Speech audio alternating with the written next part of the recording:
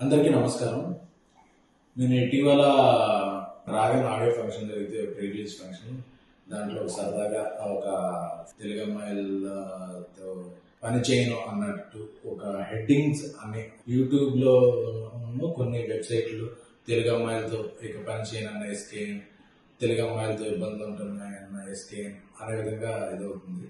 ఈ మధ్యకాలంలో తెలుగు అమ్మాయిలు ఎక్కువగా ఇండస్ట్రీకి పరిచయం చేసిన అతి కొద్దిమంది నిర్మాతలు నేను ఒకరిని. రేష్మ, ఆనంది, మానస, ప్రియాంక జావల్కర్, వైష్ణవి చైతన్య,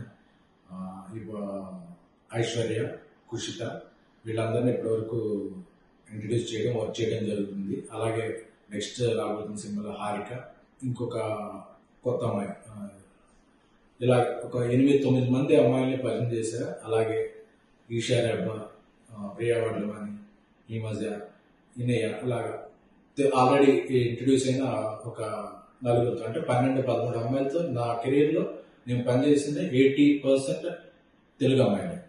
సో నేను టార్గెట్ పెట్టుకున్నా. నేను తెలుగు జర్నలిస్ట్గా నా కెరీర్ స్టార్ట్ చేశాను కాబట్టి నేను అనుకున్న టార్గెట్ ఏంటంటే ఒక 25 మంది అమ్మాయిలు, వాళ్ళు వేరే ఫీల్డ్, హీరోయిన్గా, రైటర్గా, ఆర్ట్ డైరెక్టర్గా, ఎగ్జిక్యూటివ్ ప్రొడ్యూసర్గా, డైరెక్టర్గా కూడా నాకు తెలిసిన సర్కిల్ నుంచి 25 మంది తెలుగు అమ్మాయిని నా పరంగా ప్రోత్సహించాలి, ఎంకరేజ్ చేయాలని. అంటే మనం పరిచయం చేసిన వాళ్ళందరూ టాప్కి వెళ్ళిపోరు, అందరూ బాటంకి వెళ్ళిపోరు. బట్ మొదటి అవకాశం ఇవ్వడం అనేది ఒక ఇంపార్టెంట్. సో ఇప్పుడు నా నెక్స్ట్ 3 సినిమాలు తెలుగు అమ్మాయిలే. అందులో ఆర్ట్ డైరెక్టర్ తెలుగు అమ్మాయి, ఎగ్జిక్యూటివ్ ప్రొడ్యూసర్ తెలుగు అమ్మాయి, రైటర్ కూడా తెలుగు అమ్మాయి.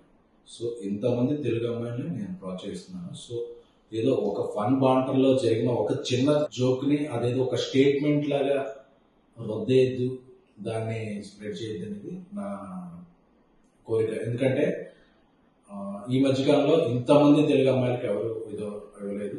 ప్లస్ నేను దాన్ని ఒక ఉద్యమంలా ముందుకు తీసుకెళ్తున్నాను కాబట్టి ఏదో ఒక జోక్లా తీసుకున్న తప్ప దాన్ని ఒక స్టేట్మెంట్ లా తీసుకుని ఇక తెలుగు అమ్మాయిలకి అవకాశం ఉంటుంది. ఎందుకంటే నేను చేస్తున్న సినిమాలు, చేయబోయే సినిమాల్లో కూడా నా ఫస్ట్ ప్రిఫరెన్స్ తెలుగు అమ్మాయిలకే. సో దీంట్లో ఇక ఎటువంటి ప్రచారాలకి తావే వద్దని కోరుకుంటున్నాను. Thank you. మీ ఎస్.